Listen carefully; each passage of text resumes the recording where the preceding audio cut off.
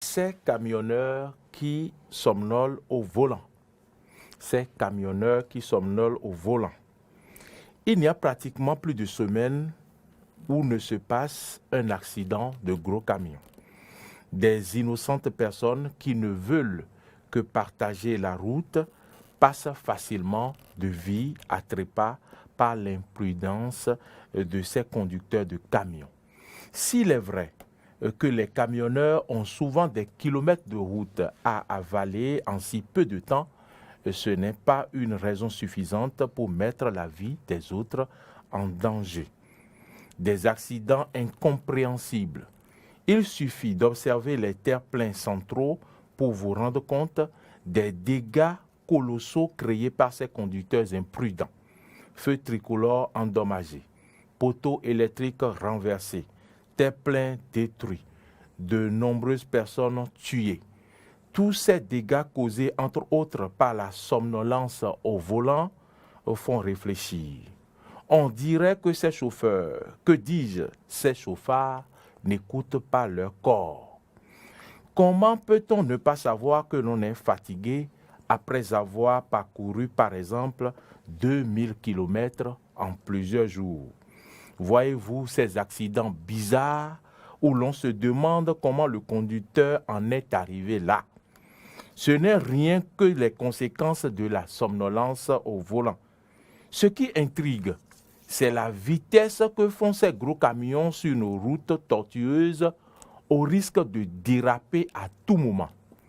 Plus tard qu'hier à Kassato, l'un de ces gros camions a fait parler de lui en montant à vive allure sur le terre-plein central et en renversant sur son passage et comme à leur habitude, le poteau électrique central. N'eût été Dieu, sinon on aurait compté des morts, des pertes en vies humaines.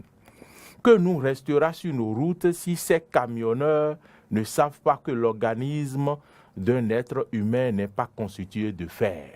En patois, on dit souvent « Agbazamayigan ». Pourquoi ces conducteurs ne peuvent-ils pas faire un break quand ils sentent la fatigue? Oublient-ils que la vie ne vaut rien et que rien ne vaut la vie?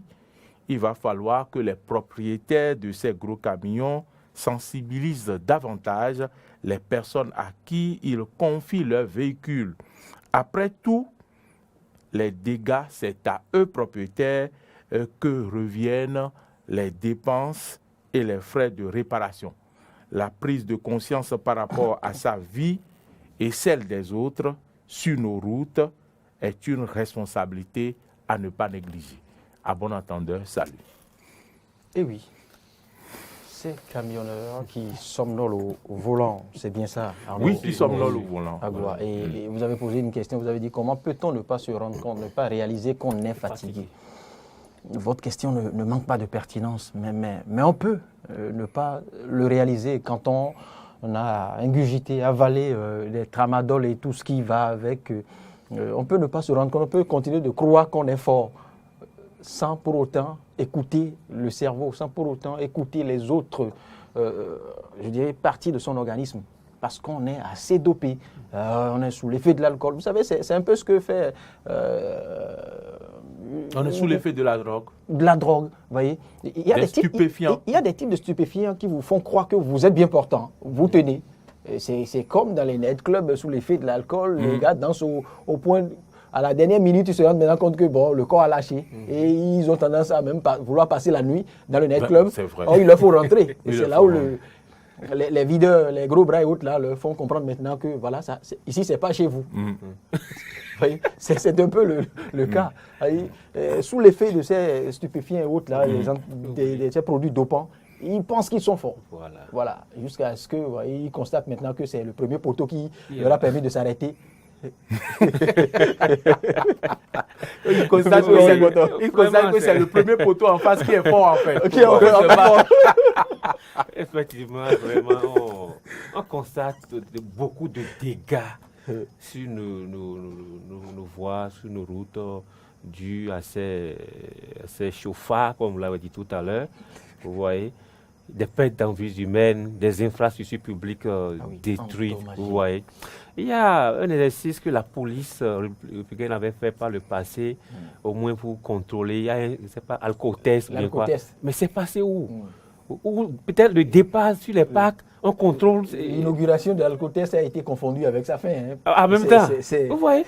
Et Après le lancement, que vous vous rappelez tout que nous avons couvert, plus rien. Après qu'on nous a montré l'achat de ces appareils Ça a été la fin. Ça a été vous la voyez, fin. on contrôle, il doit avoir au départ, au démarrage, on contrôle et sur la route, il doit avoir des postes pour voir est-ce que à un moment du chemin, tu n'as pas garé pour te topper d'une manière ou d'une Pour faire une pause technique. On va rappeler le numéro aux amis téléspectateurs. C'est le 96 76 68 68. 96 76 68 68. Et ce qui est triste, c'est que dans certaines localités, malgré les doudanes, quand vous voyez comment ces gros camions passent sur les doudanes, et puis vous les retrouvez dans les maisons. Les paisibles populations sont dans leur maison, et puis voilà un camion qui rentre et qui dit bonjour. Si par chance ils sont au sang, ils sont sauvés, sinon c'est des pertes en vie. C'est le cas de l'accident que vous me contiez hier. Voyez-vous, c'est au fait la non-maîtrise, le non-respect aussi du seuil de fatigabilité. Parce que quand vous commencez à bâiller, un peu trop bâiller, il y en a qui se plaisent même à dire que voilà, il leur suffit de marquer une pause, de prendre une bière et ils se retrouvent.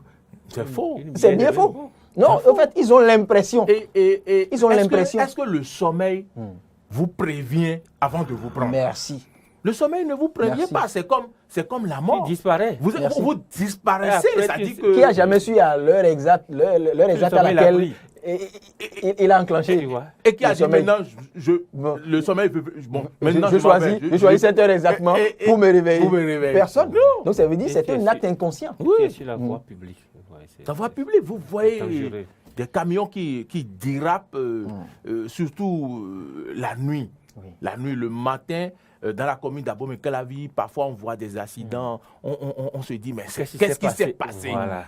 Cette semaine, la semaine passée, au niveau de Kota, le matin, on vient voir un camion qui a transporté des madriers et aussi également qui monte sur le terre-plein central et qui a renversé tout le madrier sur la voie.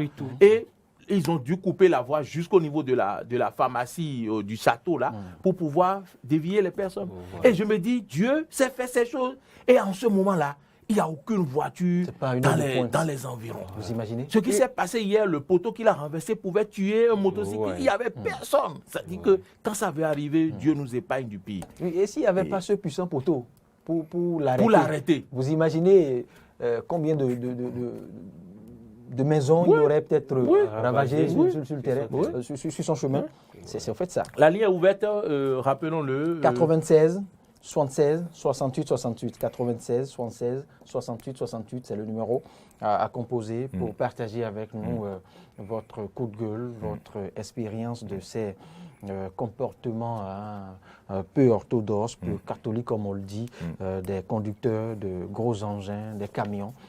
Sur le terrain, pas seulement à Cotonou, à Calavi, ailleurs, vous pouvez partager cette expérience avec nous. Voilà, et justement, vous pouvez participer, profiter aussi pour sensibiliser ces compatriotes camionneurs qui veulent faire 10 tours la même semaine, qui veulent aller et revenir, parce que, voilà... Camionneurs, c'est également pour ceux qui ont des camions, hein, bien sûr, pas seulement ceux qui conduisent. On parle ici, on s'adresse ici aux conducteurs surtout. Voilà, maintenant, moi je m'adresse aux camionneurs. Les propriétaires de ces camions-là, ils sont basés à Parakou, surtout nombreux. C'est les Aladi qui ont plusieurs camions. Et il y en a ailleurs aussi. Ailleurs, oui, il y a aussi les étrangers qui empruntent la route intérieure numéro 2, qui profitent aussi de notre port autonome de Cotonou pour desservir les pays de la sous-région. Effectivement, c'est pertinent parce que ces chauffeurs, c'est peut-être le nombre de tours que tu as fait dans la journée, c'est là où tu vas gagner. C'est peut-être que les camionneurs les disent. Dans la journée, voilà. semaine. Si c'est 10 ou bien 5 tours tu as fait. Donc, eux, ils sont dans cette dynamique. Comment faire pour aller, pour faire 10 tours, pour faire 5 tours? Oui. Et là, ils ravagent tout sur le chemin. Parce qu'ils ne sont pas seuls. Ils sont pas Et seuls, ils sont voilà. 4 à 6 chauffeurs pour le même employeur. Et c'est payé, c'est des frais de mission. Ouais. C'est motivé selon le nombre de Ouais. voyages que Si c'est- vous arrivez à là faire où- la semaine, le mois. Et ce sont autant de facteurs qui les amènent Ah, à vouloir coûte que vraiment. coûte se doper, Se résister, doper, pour voilà, pouvoir faire, résister. pour pouvoir arrondir davantage Arrondir. la fin de mois. Voilà. Et ça, les frais, c'est l'État qui en fait les Voilà. frais, ce sont les citoyens. Les citoyens parce qui- que quand ils arrivent à nous priver des feux tricolores, quand ils arrivent à nous priver du terre-plein central, c'est aussi le peuple, Bien c'est sûr. aussi le citoyen ordinaire qui en fait les frais. Bien Parce sûr. qu'il n'est pas dit qu'il y a une caillotte quelque part où l'État, le lendemain, En même temps, doit réparer. réhabilite rapidement ses feux. Entre-temps, le maire, c'était quel maire, je ne sais pas si c'est Bada, avait exigé que ceux qui détruisent les infrastructures, qu'on puisse saisir les camions, qu'on les amène au commissariat et qu'ils puissent réparer ou payer les frais de dédommagement et tout. Mais bon, ça n'a pas fait pris. long feu. Vous Bon, savez ce que c'est, finalement, vous savez, ils détruisent les par infrastructures. certains, vous savez après, ce que ils c'était. disparaissent. Et puis, on ne sait pas et s'ils versent des sommes et qu'est-ce que ces montants-là servent à quoi finalement dans la commune. Les infrastructures ne sont pas réparées. il y a aussi le manque de suivi pour Godomé, pour vous ces allez voir le décisions. nombre de poteaux qui ont été sont à détruits. Et vous allez voir comment les terre-pleins centraux ont été malmenés et les feux tricolores qui ont été renversés. Et puis voilà le nombre de personnes tuées, on ne peut même pas compter. Donc, Et l'autre aspect de la chose qu'il faille relever, Arnaud Mori Yagua, c'est le manque de suivi. Ce ne sont pas les décisions qui manquent. Vous avez évoqué tout à l'heure cette volonté de l'ancien maire, qui est actuellement en cavale, de l'ancien maire qui a voulu... vous n'avez pas besoin de le rappeler.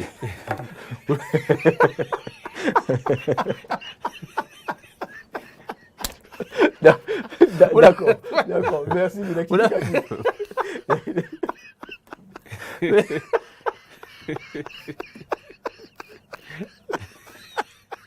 D'accord, oui, c'est entendu.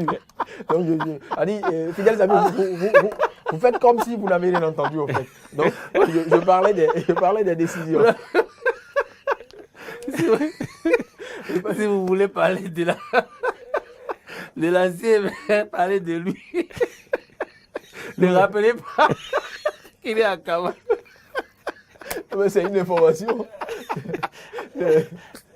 C'est une information qui va avec. Alors, donc, je disais au fait qu'il faille revenir sur le respect des décisions.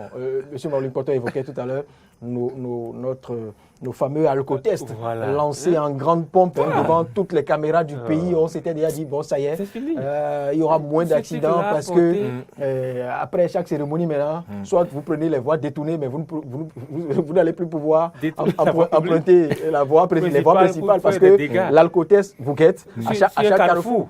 Mais après ce lancement, a-t-on rangé les alcotests? Non, et sincèrement, si on veut faire usage de l'alcotest là, si c'est le week-end, c'est-à-dire franchement, on va ramasser tout le peuple. Non, franchement, les gens risquent de garer tous les véhicules de la ville. Non, ils vont passer par les voies. Il y aura plus de véhicules C'est ce qui a favorisé la disparition. Ils vont prendre les raccourcis, comme on le dit. C'est-à-dire un peu avant, pour aller à Calami maintenant, ils vont laisser la voie principale aux flics et aux policiers et alcotests et autres. Il faut passer par derrière. La voie de sommet ou bien. Allô. Ah, il y a quelqu'un, Ali. Bonjour. Bonjour, comment vous allez? Ça va bien. Ça va très bien. Merci de soutenir un peu votre voix, s'il vous plaît. Bon, Ok, je pense moi que c'est j'appelle le depuis volume ici. Oui, Moi c'est Rodrigue Tchekounou. Rodrigue Monsieur Tchekounou. Rodrigue. Rodrigue Tchekounou. Mhm. Je vous remercie infiniment pour le débat de ce matin. Oui, Vraiment, nos camionneurs font des bêtises à Cotonou. oui, Vraiment des bêtises, vraiment des bêtises. d'accord. Et nous demandons au ministre de l'Intérieur d'organiser ces choses-là. Parce qu'il y a les policiers qui sont sur la voie. Si vous prenez le Calavi à Godomé, il y a plus de poteaux électriques. Oui. Même de Cotonou, aller à Ouida, c'est le même problème. Mais où sont les policiers? Mais ils sont là, ils font leur travail. Ils ne demandent pas aux Mais autres on de dit boire. toujours que l'assurance est là. L'assurance fait quoi? Assurance. L'assurance. L'assurance fait quoi? Ça, c'est une autre mafia. On va y revenir plus tard. Mais quand on attrape les chauffeurs, on ramène les véhicules au commissariat. La fin donne quoi? Qui sont ceux qui ramassent l'argent là, de l'assurance là? Bonne question. Monsieur Deuxième Djekoulou. question, si vous prenez la voie de Fidjosé, actuellement, ils sont en train de construire. Oui. Il y a des titans qui viennent là. Il y a même un nom que je vais vous donner, on l'appelle Kassine. Non, on ne va pas préciser de nom. C'est des Posez-nous seulement le véhicules problème. qui gâtent trop de choses à Fidjosé aussi. Merci, cher ami Djekoulou. Agréable journée à vous.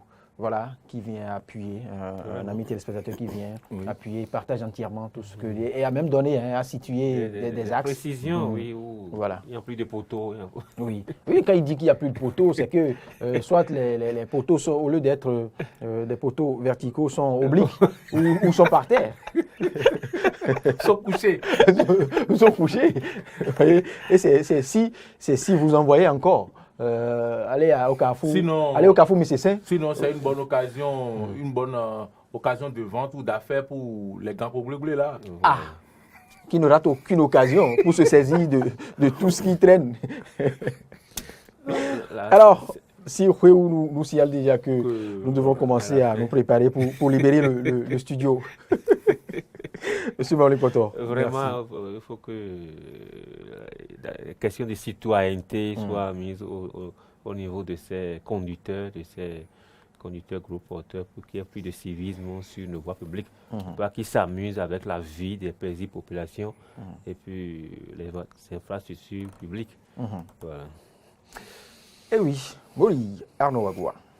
Merci beaucoup, merci à tous ceux qui nous ont suivis et merci à vous aussi pour tout ce que vous avez apporté pour continuer par sensibiliser les uns et les autres. Et je rappelle que tout à l'heure, vous serez encore sur cette tribune, mais pas sur la matinale, mais avec vos éléments dans la grosse tribune de décryptage, d'analyse, qui vous permet de décortiquer l'actualité nationale, l'actualité sociopolitique et économique nationale. C'est le forum des rédactions. Vous serez avec Laurent Roland Toniquès et Marc Goudjanou pour passer au pain fin. Cribler s'il le faut, titiller s'il le faut, puisque vous en censez rarement. On vous connaît pour. Allez, du courage. Merci beaucoup. Le rendez-vous est à prendre pour 21h sur Eden Télévision. Toute l'actualité décortiquée par Maury et sa clique.